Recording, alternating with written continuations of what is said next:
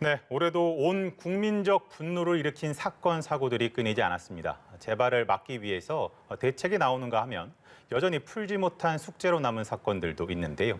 이슈 오늘에서 살펴보도록 하겠습니다. 김수민 시사평론가 나와 계십니다. 안녕하십니까? 네, 반갑습니다. 네, 참 올해도 여러 사건, 사고들이 있었습니다. 그 중에서도 스토킹 범죄가 강력 범죄로 또 변질된 경우들이 여럿 있었는데 이를 방지하기 위해서 스토킹 처벌법이 만들어졌고 시행된 지 2달 정도 지난 지금 시점에서 어찌 좀 변화가 있었나요? 네, 스토킹 처벌법은 최대 징역 3년 이하의 징역에 처할 수 있는 그런 범죄로 이제 스토킹을 규정을 하는 것이고 위험한 물건을 휴대할 경우는 징역 5년까지도 가능케 하는 그런 법입니다. 또 스토킹 범위에 해당하는 것이 굉장히 넓습니다. 뭐 그냥 기다리고 지켜보는 행위부터 해서 뭐 접근을 정당한 이유 없이 한다거나 아니면은 그냥 이제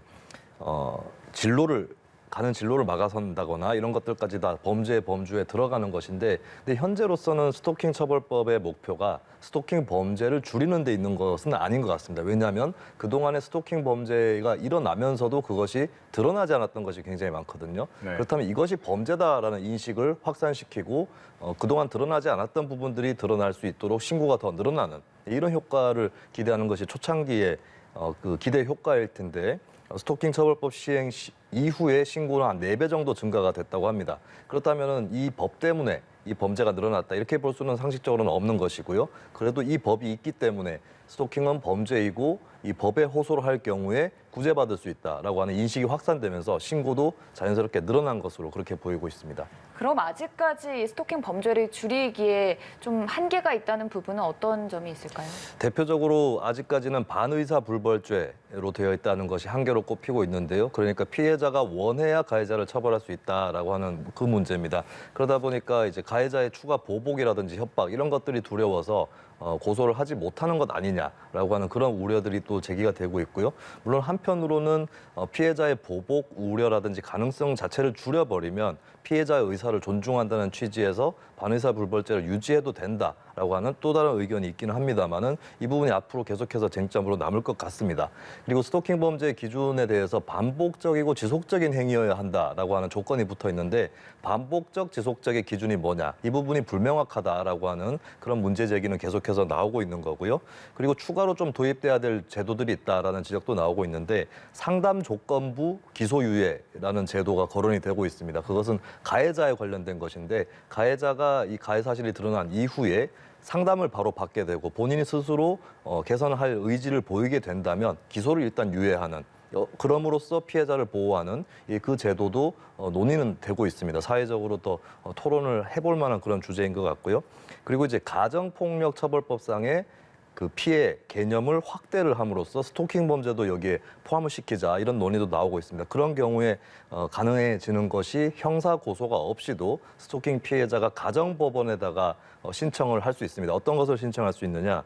피해자에 대한 보호 명령이죠. 격리라든지 접근 금지 이런 것들까지 스토킹 피해자도 일반 가정폭력으로 범주화됐었던 그 범죄 피해자들처럼 할 수 있도록 하자, 이런 논의도 추가로 나오고 있습니다. 근데 그런 보호 조치에도 불구하고 사실 한 설문조사 결과에 따르면 10명 중 8명 정도의 피해자가 신고를 하지 않는다고 하거든요. 그 이유는 뭐라고 보시나요? 여러 가지 원인이 있을 수 있습니다. 피해자 스스로 생각했을 때 이 정도면 굉장히 심각한 건 아니다. 스토킹은 맞는데 법에 호소할 수준은 아니다라고 생각할 수 있겠고요.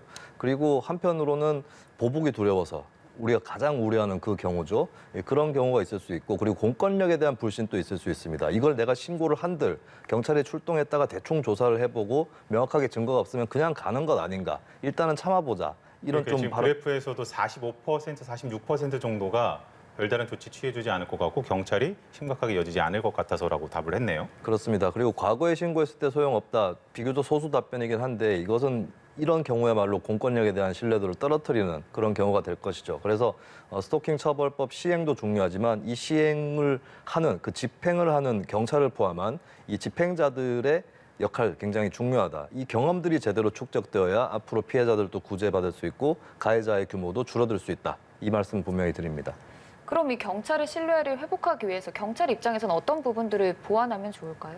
일단 서울경찰청 같은 경우는 몇 가지 해법을 내놨거든요. 그러니까 법 자체는 추상적인 부분도 있고 여러 가지의 그 경험이라든지 또 판례 이런 것들이 쌓여야지 좀 정착이 될 수 있는 부분이 있습니다. 그러면 이제 경찰 입장에서는 법을 가지고 재량을 갖고 여기에 대처하는 그 매뉴얼이라든지 이런 부분들이 굉장히 중요해지게 될 텐데 일단은 스토킹 범죄에 대해서 너무 소홀하게 생각하고 안이하게 생각하는 부분들이 분명히 있었던 거죠. 그렇기 때문에 주의, 위기, 심각 이렇게 범죄의 양상을 한 3단계 정도로 나누어 두고 그리고 특히 심각 이런 경우에서는 신병 확보, 가해자에 대한 신병 확보를 즉시한다거나 이런 식으로 대응 수위를 높이는 그 정도 수준의 대안이 일단 마련이 돼 있습니다. 그리고 가해자에 대한 강력한 대처 이것 못지않게 중요한 것이 그 신변 보호자의 그 신변을 보호하는 것. 이 처우도 굉장히 중요한 것이다라고 볼 수 있겠고 또 가해자에 대한 상담 프로그램 이런 것들도 활성화될 필요가 있다. 이 문제의식을 갖고 경찰청에서 추진을 하고 있습니다. 근데 또 이 경찰과 관련된 문제가 이뿐만이 아닌 게 최근에 또 인천에서 흉기 난동 사건과 관련해서 피해 가족들이 CCTV를 공개했는데 그게 또 크게 논란이 되고 있거든요. 네, 피해자 가족분들은 이제 CCTV의 거의 전부를 공개받기를 원했었는데 그것은 뭐 굳이 그렇게까지는 하지 않아도 된다라고 하는 것과 그리고 앞으로 뭐 법정에서 증거로 쓰일 수 있는 가능성 또 은폐 소지가 굉장히 낮다는 점 이런 것들을 고려해서 일부만 일단 피해자분들이 그것을 이제 공유를 받을 수 있었는데 그때 상세한 상황들을 보면은 그냥 어쩌다 보니까 일어날 수 있는 좀 부지불식간에 여러 가지 부득이한 그런 조건이라든지 이런 것들이 맞물려서 경찰의 무책임한 후퇴가 일어났다기보다는 거의 적극적인 의사를 가지고 심지어 남자 경찰이 여자 경찰의 등을 밀면서 같이 내려간다든지 이런 장면들이 그대로 노출이 된 것이거든요. 이것은 이제 굉장히 의도적인 무능이고 직무유기다라고 판단할 수 있는 그 정황들이 피해자들이 CCTV를 통해서 확인한 정황에 들어가 있었던 것입니다. 그러니까 이 CCTV 내용을 토대로 피해자 가족이 주장한 바에 따르면 흉기 난동을 벌였다는 사실을 경찰이 알고도 도망친 것 아니냐 이 부분에 대한 논란이 지금 강한 상황인 거잖아요. 그렇습니다. 목을 긋는 신용을 손으로 직접 그런 신용을 해보이면서 해당 경찰들이 현장을 이탈을 했기 때문에 다른 이유로 뭐 피치 못해서 빨리 뭐 피해자 쪽을 먼저 봐야 된다거나 단순히 이런 이유로 현장을 이탈한 것이 아니다. 적극적으로 대처를 해야 될 상황에서 고의로 상황을 회피했다라고 하는 그 정황을 이제 피해자 가족들이 확인을 한 것이죠. 근데 그 이후에 경찰에서 대책으로 내놓은 거 보면 뭐 훈련, 뭐 3단봉 훈련하고. 근데 그것보다 가장 국민들이 가장 필요하다라고 생각하는 거는 사명감을 발휘해야 할 수 있는 그런 역량이 되느냐 아니겠어요? 네, 일선 치안 현장을 경험해 보신 분들은 더 잘 아실 것 같은데요. 파출소나 지구대에서 일하는 그 업무가 생각보다 굉장히 까다로운 측면이 있습니다. 왜냐하면 보통 때 평상시에는 굉장히 긴급하거나 심각한 그런 사건들이 잘 일어나지 않는 그런 지역들도 많이 있거든요.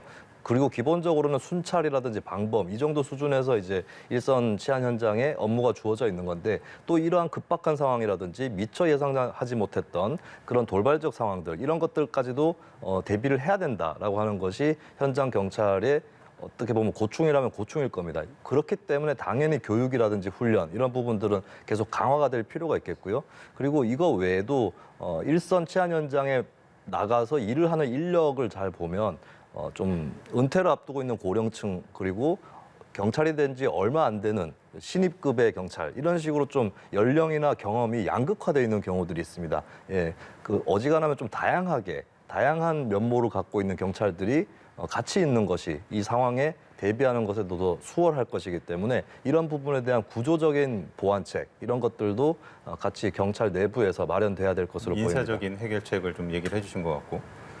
네, 그리고 또 군내 성비위 사건도 계속해서 이어지고 있는데 최근에 또 공군 여중사 성추행 가해자에 대한 처벌이 결과가 공개가 되지 않았습니까? 이 강도에 대해서는 적절했다고 보시나요?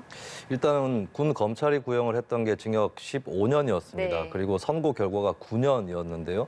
아마도 많은 분들의 법감정이라는 것에 비춰보면 낮은 형벌이 아니었는가 그렇게 보여지는데 근데 이 형량도 형량이지만 내용에 더 심각한 문제가 있습니다. 일단 성추행의 경우는 당연히 유죄가 났는데요.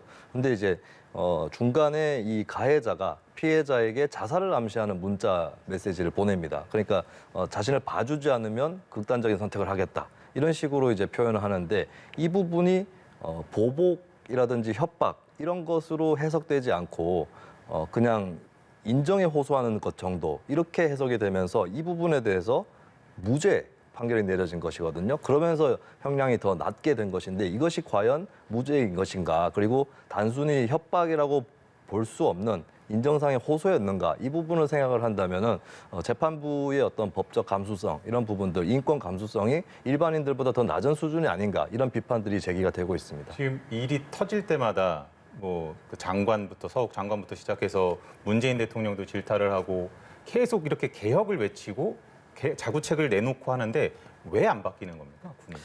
일단은 저는 군이 아직까지 상명하복을 잘못 이해하는 측면이 있다고 봅니다. 상명하복이 왜 군에 존재하느냐 하면 군은 민간의 통제를 받는 조직이 바로 현대 군의 원리인 것이거든요. 그리고 민간의 통제를 받기 위해서 군 내부 조직을 상명하복으로 만드는 것입니다. 여러 가지의 돌발 상황과 기강회의를 막기 위해서.